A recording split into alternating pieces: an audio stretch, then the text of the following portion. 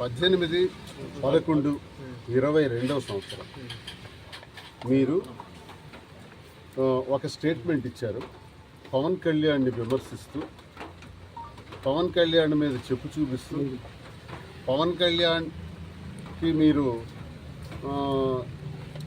కొన్ని మాటలు కూడా, దుర్భాషలు కూడా ఆడారు. అది ఎక్కడి నుంచి ఆడారు, ఏ గృహం నుంచి ఆడారు, ఏ ప్రాంతం నుంచి ఆడారు అని నాకు ఇప్పుడు స్టేషన్ SHO టెక్కలి వారు ప్రశ్నించడం జరిగింది.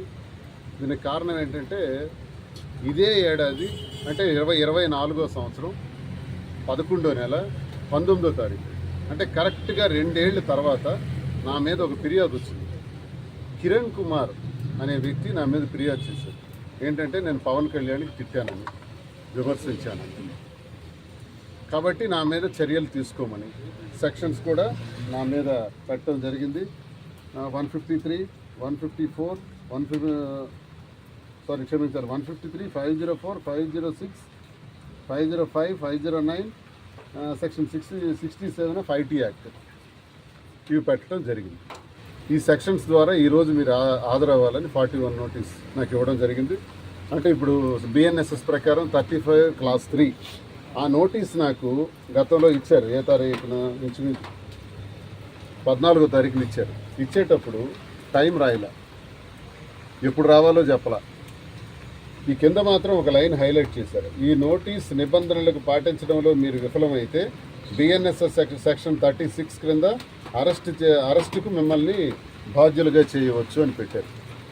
మరి ఇది హైలైట్ చేయడం తెలుసు, మరి నోటీసులో మాత్రం ఏ రోజు హాజరవ్వాలో కూడా రాయటం మాత్రం తెలియదు. ఇది జరిగింది గడిచిన కాలంలో. మళ్ళీ నేను పై అధికారులందరికీ ఫోన్ చేసి, మీరు ఇచ్చే నోటీసులో అర్థం ఏంటో చెప్పండి, అంటే నేను నోటీస్ని ఉల్లంఘించానన్న ఉద్దేశంతో మీరు అరెస్ట్ చేయాలని చూస్తున్నారా అని అడిగితే మళ్ళీ మరొక నోటీస్ పంపించారు. పంపించి 20వ తారీఖున సవరణ చేస్తూ పంపించారు. ఈరోజు 10:30 గంటల లోపు పోలీస్ స్టేషన్కి హాజరవ్వమని. ఓకే, నేను పోలీస్ స్టేషన్కి వెళ్ళాను. హాజరైన తర్వాత నాకు వారు అడిగినటువంటి ప్రశ్నల్లో SHO గారు, మీరు స్టేట్మెంట్ ఇచ్చారా? ఇచ్చాను అని చెప్పాను. మరి స్టేట్మెంటు ఇవ్వటానికి మీరు విమర్శించారు కదా, మరి అలా మీరు విమర్శించవచ్చా అంటే, నేను గడిచిన కాలంలో మంత్రుల పైన ఏ 18వ తారీఖు 22వ సంవత్సరం 11వ నెల మీరు చెబుతున్నారో, అంతకు ముందు రోజు మంత్రుల పైన చెప్పు చూపించి చెప్పించి కొడతాను నా కొడకెళ్ళారా, వైసీపీ నా కొడకెళ్ళారా, జగన్మోహన్ రెడ్డి గారు సాక్షాత్ ముఖ్యమంత్రిగా ఉంటే వారిని నువ్వెంత నీ బ్రతికెంత అని ఆ వ్యక్తి మాట్లాడొచ్చా? ఆ వ్యక్తి ఆ రోజు జనసేన అధ్యక్షుడు కదా, ఈరోజు డిప్యూటీ చీఫ్ మినిస్టర్ ఉన్నాడు కదా, మరి ఆ వ్యక్తి మాట్లాడొచ్చా? మరి ఆయన డిప్యూటీ చీఫ్ మినిస్టర్ కదా, మరి మేము మాట్లాడితే మరి ఎలా తప్పు అవుతుంది? ఒక ముఖ్యమంత్రిని ఇష్టానుసారం మాట్లాడతాడా, సంబోధిస్తాడా? మరి ఆ మాట్లాడినటువంటి మాటలకి నేను తిరిగి సమాధానం చెప్పాను. ఇది నా రాజకీయ దైనందిన జీవితంలో గత 25 ఏళ్లుగా నా రాజకీయాల్లో ఒక జడ్పీ వైస్ చైర్మన్గా, ఎమ్మెల్యేగా, ఎంపీగా పోటీ చేసిన వ్యక్తిగా, వైఎస్ఆర్ కాంగ్రెస్ పార్టీకి చెందిన వ్యక్తిగా, ఇప్పుడు ఎమ్మెల్సీగా, మేము ప్రతిపక్షంలో ఉన్నా అధికార పక్షంలో ఉన్నా తప్పకుండా కౌంటర్ చేస్తాము. ఇది మా బాధ్యత, ఇది మా విధానం అని నేను స్పష్టంగా చెప్పడం జరిగింది. మరి మీ పైన కొన్ని ఫిల్మీ లుక్స్ అని ఒక ఛానల్ ఉంది. ఆ ఛానల్లో మీరు రకరకాలైనటువంటి కామెంట్లు పోస్ట్ చేశారని చెప్పారు. ఫిల్మీ లుక్స్ అన్న ఛానల్ నేను ఇప్పుడే వింటున్నాను, అది నాకు సంబంధం లేనిది, నాకు తెలియంది అని చెప్పడం జరిగింది.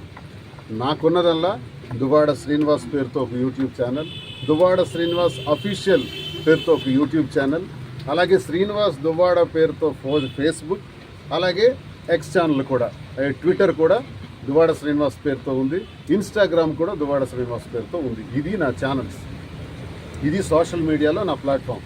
అంతే తప్ప మిగతా ఛానల్స్లో ఏవేవైతే ట్రోల్ అయినాయో అవి నాకు సంబంధం లేదు.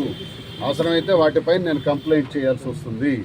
మీరు అవన్నీ పరిగణలోకి తీసుకోవాల్సిన అవసరం ఉంది. ఆ ఫిల్మీ లుక్స్ అన్నది నాకు సంబంధం లేదని పర్టికులర్గా 2-3 సార్లు అడిగారు. దాని మీద కూడా నేను స్పష్టంగా చెప్పాను. అయితే మీ యూట్యూబ్ ఛానల్స్, మీ తాలూకా ఫేస్బుక్ ఛానల్స్ తాలూకా టోటల్ డీటెయిల్స్ మాకు ఇవ్వండి అని ఆయన ఇంటరాగేషన్లో అడగటం జరిగింది. తప్పకుండా ఇస్తానని కూడా చెప్తాను. మళ్ళీ మీకు నా చేత సంతకం పెట్టించుకున్నారు. మళ్ళీ మీకు ఏ సమయంలోనైనా మీరు పిలవచ్చు, ఇంట్రాగేషన్ కోసం ఏ సమయంలో పిలిచినా మీరు వచ్చి తీరాలి అని చెప్పారు. తప్పకుండా వస్తాను అని చెప్పాను. అది ఈరోజు జరిగినటువంటి పోలీస్ స్టేషన్లో నాకు పిలిచి వారి ఇంట్రాగేషన్లో నాతో ఆడినటువంటి మాటలని మరి ప్రజలందరికీ కూడా నేను తెలియజేస్తున్నాను. ఏది ఏమైనా సరే ఇది కక్ష సాధింపు చర్యలు. కక్ష సాధింపు చర్యల కోసం ఇలా 2 ఏళ్ల క్రితం జరిగినటువంటి ఒక ఆరోపణ, నేను ఇచ్చినటువంటి స్టేట్మెంట్, ఆ స్టేట్మెంట్కి ఇప్పుడు కేసు కట్టడం. నేను లా చేశాను, లా స్టూడెంట్నే. ఇలా 2 ఏళ్ల తర్వాత కూడా, 2 ఏళ్ల ఒక రోజు ఎక్స్ట్రా అయింది, 2 ఏళ్ల ఒక రోజు తర్వాత కూడా ఎఫ్ఐఆర్ వేయొచ్చా? మరి ఎప్పుడైనా దానిపైన ఇదే నేను చేసినటువంటి స్టేట్మెంట్ పైన ఇదివరకు కంప్లైంట్స్ ఉన్నాయా? లేవే. మరి ఇప్పుడు ఎవరో కంప్లైంట్ ఇస్తే మీరు ఎఫ్ఐఆర్ వేయడం ఏంటి?